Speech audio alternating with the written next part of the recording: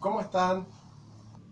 Quiero tocarles un tema importantísimo que, bueno, todavía sigue causando polémica, ¿no? Que es el creacionismo versus el evolucionismo como un falso dilema, ¿no? Como una aparente controversia. Digo aparente porque voy a demostrar que son compatibles creacionismo y evolucionismo y voy a plantear, sí, cuál es el verdadero dilema o la verdadera controversia, ¿no? Que no pasa exclusivamente por ahí. Para eso voy a leer el texto más antiguo de la historia.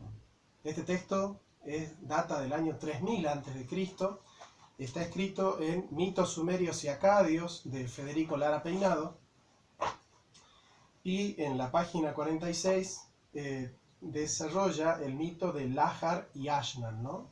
Es una traducción que hace él de las tablillas cuneiformes sumerias. Bien, es un mito sumerio que está incompleto, no se ha hallado su final. Está narrado a modo de disputa o controversia y cuenta la utilidad del ganado y del cereal y la dependencia de los hombres con respecto a los dioses en la antigua Sumer, ¿no? Sumer es una idea de una nacionalidad que se descubre muy posterior, casi en el primer milenio antes de Cristo, pero bueno, es la región de Uruk. Y el texto se llama Lahar y Ashnan. Y dice: cuando en la montaña del cielo y de la tierra An hubo generado a los Anunnaki, recuerden que An es el dios del cielo para los sumerios, en acadio es Anu, pero es el mismo dios, es el padre de los Anunnaki. Como el nombre de Ashnan no había nacido aún, para Utu no se había levantado ningún lugar sagrado, todavía no existían las ovejas, todavía no existían las cabras. Este está diciendo, este es el momento previo a la creación de todas las cosas. No habían vestidos con qué vestirse, con lo cual acá está mostrando que bueno, la humanidad en un comienzo estaban prácticamente desnudos, ¿no? Pero hay algo interesante, ¿no? Esto es como una especie de tópica o puntal con la cual nosotros podemos bueno, acceder a esta cuestión de el dilema entre evolucionismo y creacionismo. Parece un dilema del siglo XX y del siglo XXI, pero de alguna manera en este mito está resuelta esa cuestión, ¿no? Dice: como la humanidad en el momento de su creación, ellos no sabían comer pan. Es decir, para comer pan hay que domesticar las plantas, ¿sí? El trigo. Y al principio la humanidad no era sedentaria, no había domesticado las plantas y los animales, sino que eran cazadores. En el Paleolítico quiere decir que este poema ya está dando cuenta de una situación histórica, porque muchos poemas, tanto estos, los sumerios como los hebreos, de alguna manera dan cuenta de situaciones históricas, pero metaforizadas, ¿no? No sabían vestirse con vestidos. Las personas andaban sobre manos y pies. Andaban sobre manos y pies, dice, ¿no? Es como que andaban en cuatro patas, ¿no? Y Federico Lara Peinado, en su nota al pie de página número 16, dice: esto significa un rasgo de animalismo de la una humanidad primigenia. Bien, andaban sobre las manos y los pies, y comían hierba con su boca, lo mismo que las ovejas, y bebían agua de las fosas. Fíjense cómo acá está esa idea de que la humanidad en un principio no estuvo erguida, sino que más bien fueron cuadrúpedos, ¿no? Bueno, eso es lo que va a sostener la teoría de la evolución. Yo acá he escrito un texto más o menos para irme orientando. Yo les voy leyendo, dice: desde siempre la Iglesia había leído el libro de la Génesis y lo comprendió religiosamente bien. Recordemos que la Biblia no es un libro científico ni es un libro histórico, es un libro religioso. fue escrito para que conozcan a Dios y tengan vida eterna aquellos que lo hacen. ¿Bien? Pero cuando tuvo que ponerle a la lectura de Génesis un trasfondo científico a estos postulados religiosos, por ejemplo los del Génesis, lo hizo desde el trasfondo del fijismo. Pensaban que Dios había creado la especie humana de primera mano. La idea de que algunas cosas, especialmente las vivientes, pudieran haber cobrado existencia mediante algún proceso de transmutación o desarrollo, nunca entró en la escena. La Iglesia ha leído el libro de la Génesis religiosamente y lo hizo bien. Para leer en el libro de la Génesis el tema del pecado, de la expulsión del paraíso de los hombres, del pecado original, de los mandamientos de Dios, de cómo ha creado Dios el mundo. Digamos, esa es la lectura religiosa. Cuando la Iglesia tuvo que pensar en algún trasfondo científico que respalde los dichos de Génesis, obviamente que lo pensó en términos fijistas. ¿Qué significa el fijismo? Que las especies, a partir de la ley de los aminoácidos, etc., bueno, hay muchas posturas al respecto, pero se mantuvieron inalterables las especies desde su origen hasta su actualidad. Se mantuvieron en la misma especie, no hubo un cambio, una transmutación de una especie a otra especie. Entonces, ya sea que el origen, el fijismo, ¿no? Ya sea que el origen sea natural o el origen sea sobrenatural, las especies se mantienen fijas, por eso se llama la teoría el fijismo, inalterables desde su comienzo hasta su desarrollo y actualidad. Bien, es decir, ese trasfondo, que es el fijismo, no está en la Biblia, porque la Biblia no fue hecha ni con un trasfondo evolucionista, ni con un trasfondo fijista, porque esos trasfondos son teorías del siglo XX. Y la Biblia fue escrita desde el 1000 a.C. hasta el 100 después de Cristo. Con lo cual, ya dijimos, no es un libro científico y anacrónicamente no podemos atribuirle el fijismo, que es una teoría científica o una hipótesis científica, a un libro que tiene más de 2000 años de historia. Que lo que salió de la mano del Creador, que es perfecto, debe ser completo, acabado y perfecto, fue presunción general de la filosofía y de la ciencia teocéntrica del pasado. Eso, no hay dudas de eso, ¿no? Aunque de cuando en cuando apareció aquí y allá la velada insinuación de una posible evolución de las especies, la idea dominante fue la de la creación divina, de la creación fija, ¿no? Del desarrollo fijo de las especies, ¿no? De los genotipos. La evolución como método de la actividad creadora de Dios no se hizo popular sino hasta después de la aparición de la obra de Carlos Darwin.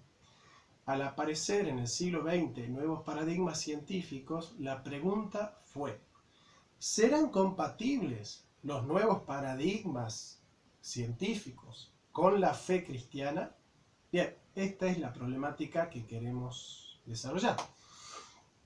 La teoría fijista o fijismo es una postura científica que sostiene que las especies actualmente existentes han permanecido, aunque con cambios pequeños, esencialmente invariables desde la creación, o desde su origen, digamos, ¿no? No necesariamente hay que ser creacionista para ser fijista, como no necesariamente hay que ser fijista para ser creacionista. Eso es lo que yo quiero transmitir. Las especies serían, por tanto, inmutables, tal y como fueron creadas. Los fósiles serían restos de los animales que perecieron en los diluvios bíblicos o bien caprichos de la naturaleza, según teorías como la de la displástica. El fijismo describe la naturaleza en su totalidad como una realidad fija, inmutable y acabada.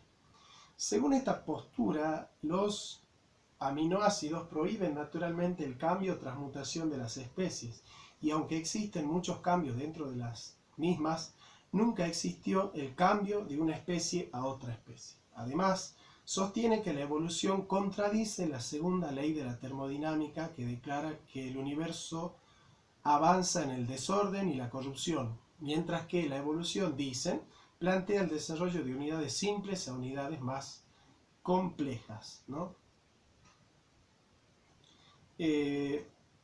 Acá ya estamos viendo que el fijismo ya tiene una postura tomada que fue bastante consonante con lo que habrían de sostener cristianos de otras épocas, ¿no?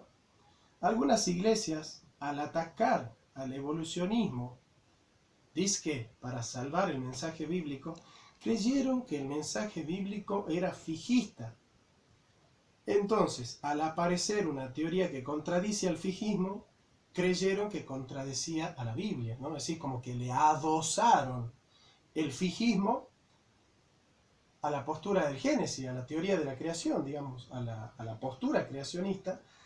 Los conservadores le adosaron el fijismo para pelearse con el evolucionismo, que son dos teorías científicas y el creacionismo es una teoría religiosa, ¿no? O sea, no podemos combatir una teoría científica con una teoría religiosa, porque eso se llama salto epistémico. Como tampoco yo puedo con un versículo bíblico contradecir lo que dice la ciencia. Es decir, son epistemes distintas, que tienen sus reglas de juego distintas, ¿no? Al decir de Gadamer.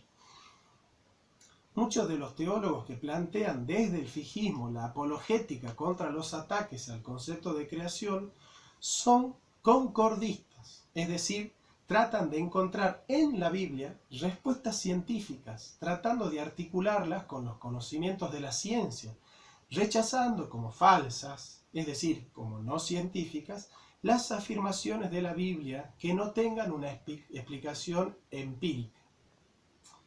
Eso lo hizo la gematría en el siglo XV con los judíos también, ¿no? Si el concordismo sostiene que aquello en lo que la Biblia y la ciencia concuerdan, vamos para adelante. Cuando hay algo en la Biblia que no coincide con la ciencia, es mejor abandonar la Biblia. Digamos, esa es la postura de algunos cristianos tras la influencia del siglo de las luces y del siglo XVIII.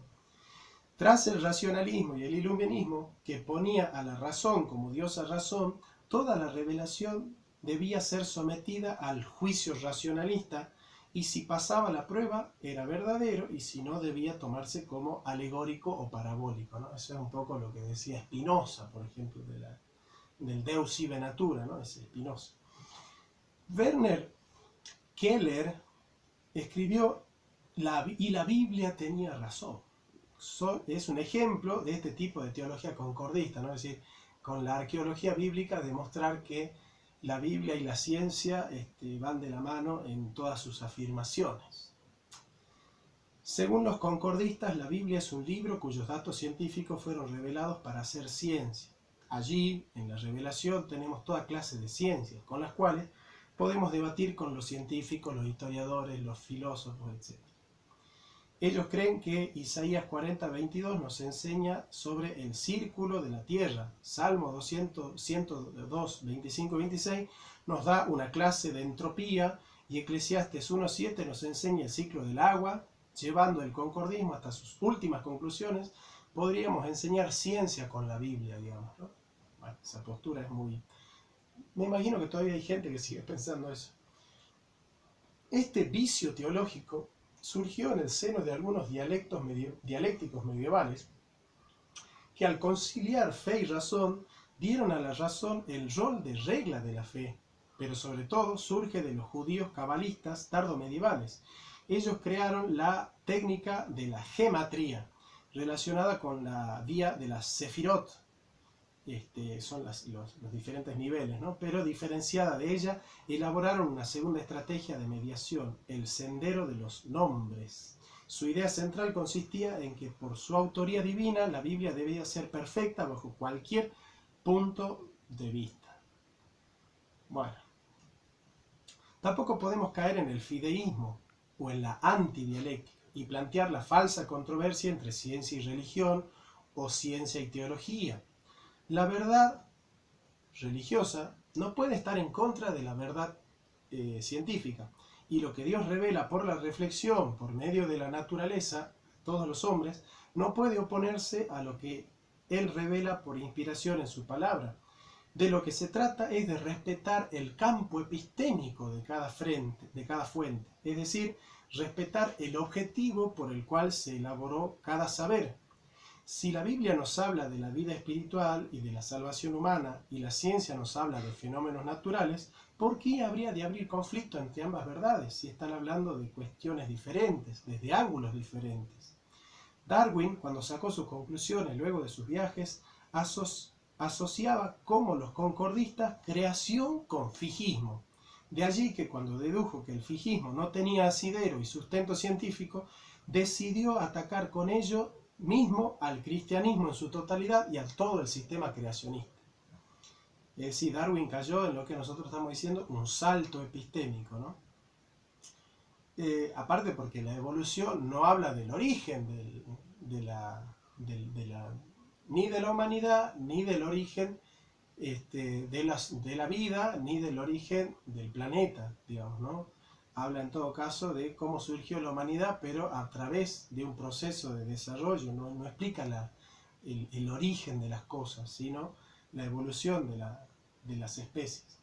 Samuel Wilberforce, obispo de Oxford, y muchos otros protestantes reaccionaron violentamente contra Darwin y su teoría, con un razonamiento dudoso y paradójico.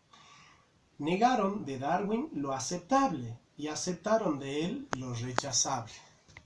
La asociación falsa que se hacía Darwin entre creacionismo y fijismo la aceptaron. Aceptaron que Darwin tenía razón en unir fijismo con creacionismo. Y negaron la postura científica, que es el hecho de la evolución. O sea, lo que era aceptable, que era el hecho de la evolución, lo negaron. Y lo que era rechazable, que era asociar fijismo con creacionismo, lo aceptaron. Ese es el protestantismo de Norteamérica. Lo que ahora entendemos como creacionismo nació en el siglo XX, especialmente después de los esfuerzos del pastor adventista canadiense George McGrath, el cual escribió en 1923 una obra sobre geología bíblica denominada The New Geology. A pesar de que esta obra lleva refutada varias décadas, muchos de los argumentos que utilizan los literalistas bíblicos, lo que leen la Biblia de forma literal, fueron escritos por vez primera en esa obra, respondiendo a preguntas como: ¿era víbora o serpiente? ¿Adán tenía pupo? ¿Son 7 días o 7 eras?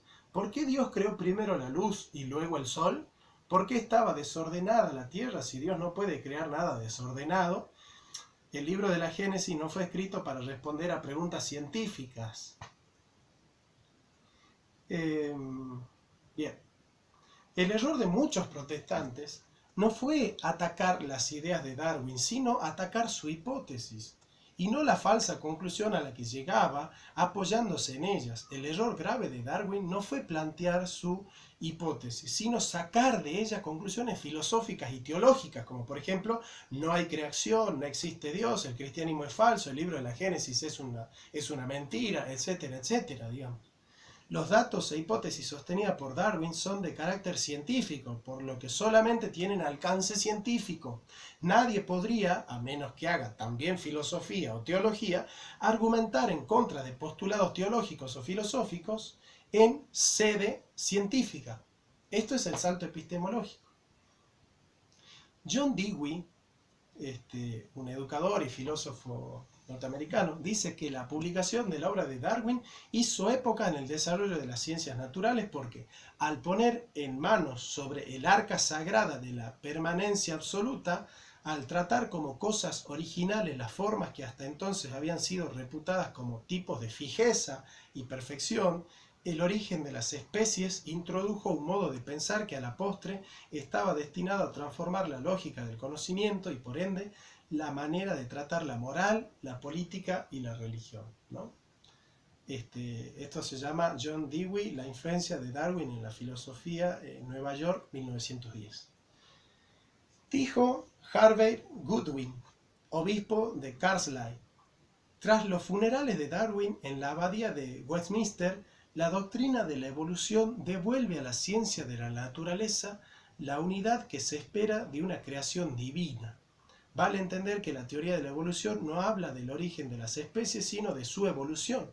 La causa primera de las cosas no es un tema de la ciencia, es un tema de la teología o en todo caso de la filosofía. Bien, en medio del fijismo y del evolucionismo está la microevolución, que a veces pasa por cierto fijismo flexible. La microevolución es el proceso por el cual los pequeños cambios ocurren dentro de una especie a través del proceso de evolución. No son cambios sustanciales, sino simplemente accidentales, en términos aristotélicos. Estos cambios pueden ser causados por los seres humanos, tales como la cría intencional de diferentes tipos de perros en nuevas razas o entre el cultivo de algunas plantas para llevar a cabo los atributos específicos, o pueden ser el resultado de la selección natural.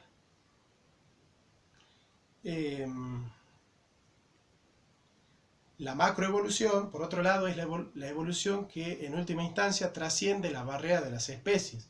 La obtención de nuevas especies a través de un proceso gradual, más probable de lo que podría denominarse cambios microevolutivos. Macroevolución incluye cambios a lo largo de todo el espectro de la vida, desde los organismos unicelulares hasta el final a conciencia de los seres humanos, ¿no? Hasta el final a la conciencia de los seres humanos. La evolución de los seres humanos, de los monos más primitivos, de ballenas, de mamíferos que habitan en la Tierra y de los vertebrados complejos a través de los gusanos son todo un ejemplo de macroevolución. Fenotipo y genotipo son términos muy utilizados para comprender estas etapas de la evolución y para diferenciar la composición genética de un organismo y la forma en que esta composición se expresa. Hay diferencias interesantes entre estos dos conceptos y a continuación veremos cuáles son. Genotipo. El genotipo se refiere al conjunto real de genes que un organismo lleva dentro. Es toda la información genética que se encuentra en el ADN. El genotipo es la especie, la esencia del individuo. Bien, el genotipo trabaja de manera interna, mientras que el fenotipo es la expresión externa del proceso interno.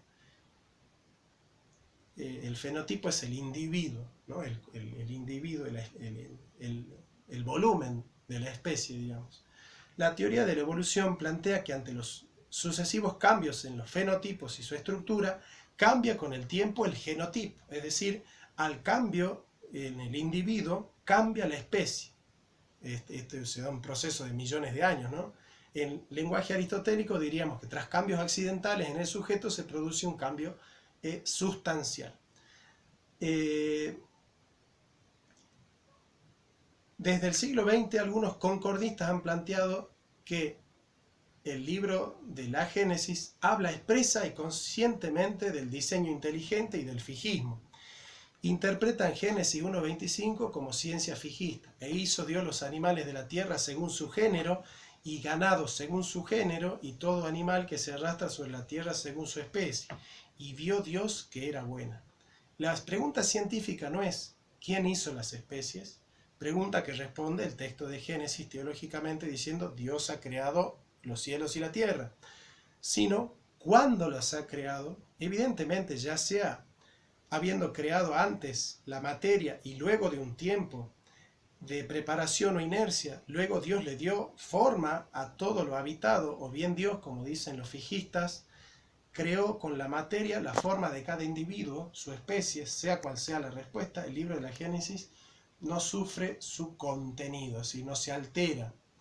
Y si el Génesis quiere responder quién ha creado las cosas, no cómo las ha creado, ni cuándo las ha creado.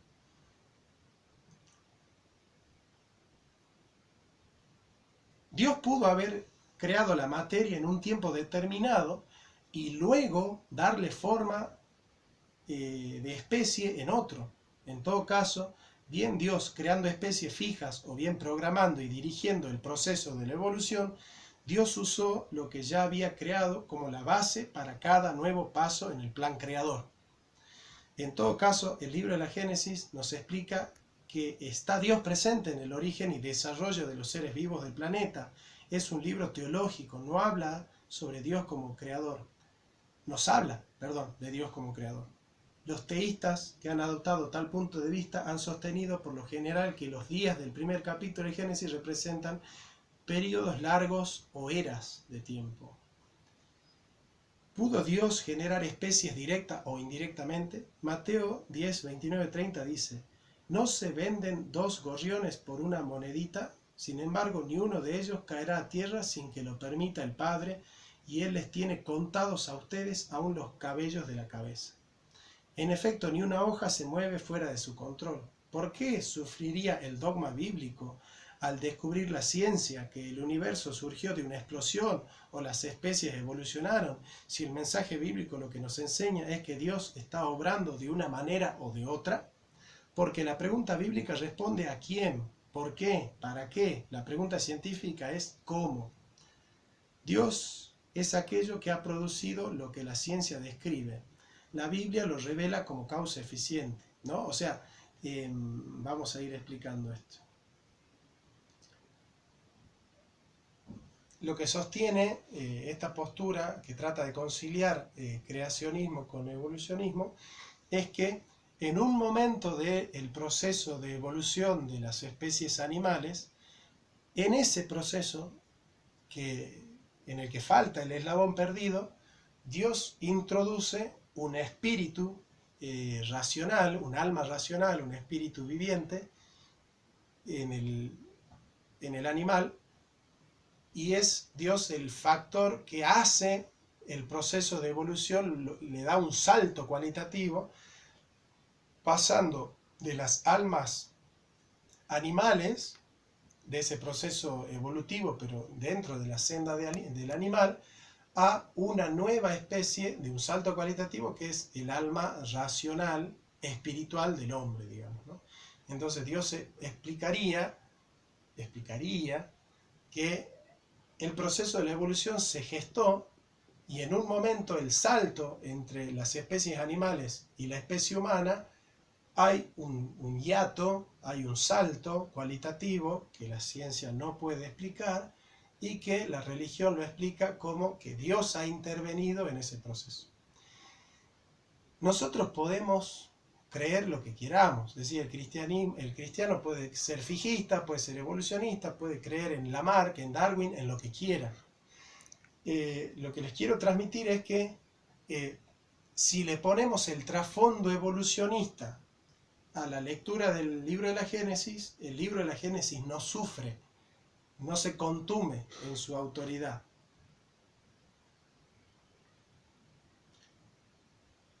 Bien, en un mensaje de Juan Pablo II a los miembros de la Academia Pontificia de Ciencias, reafirma con su predecesor Pío XII, invitando a reanudar la fecundidad de un diálogo confiado entre Iglesia y ciencia. ¿Coinciden las conclusiones a las que llegan las diversas disciplinas científicas con lo que se contiene en el mensaje de la revelación? Juan Pablo II, en Fides et Ratio, rechaza el fideísmo, la postura que sostiene que solo con la fe vamos a llegar a la verdad, y el racionalismo, la postura que sostiene que solo con la razón vamos a llegar a la verdad. Es decir, ni solo con la fe ni solo con la razón se puede llegar a la verdad. Por eso él dice, la fe y la razón son las dos alas con las cuales nos remontamos hacia la contemplación de la verdad. Ya Pío XII, en su encíclica Humani Generis, afirmó que no había oposición entre la evolución y la doctrina de la fe sobre el hombre y su vocación, con tal de no perder de vista algunos puntos firmes. En 1950, Pío XII afirmaba que, según estas consideraciones de mi predecesor, una fe rectamente entendida sobre la creación y una enseñanza rectamente concebida de la evolución no crean obstáculos. En efecto, la evolución presupone la creación.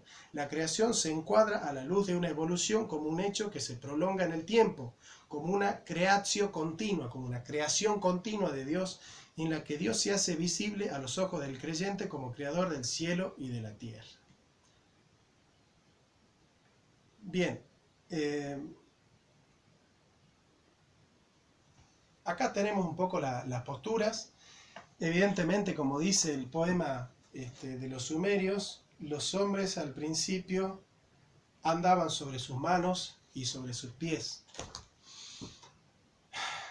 Nadie sabe cuál es la verdad absoluta, pero sí, hay una verdad, y es que adosarle el fijismo a la postura de Génesis es una lectura totalmente literalista del Génesis que hoy ya no se sostiene. Así que bueno, muchas gracias por acompañarme.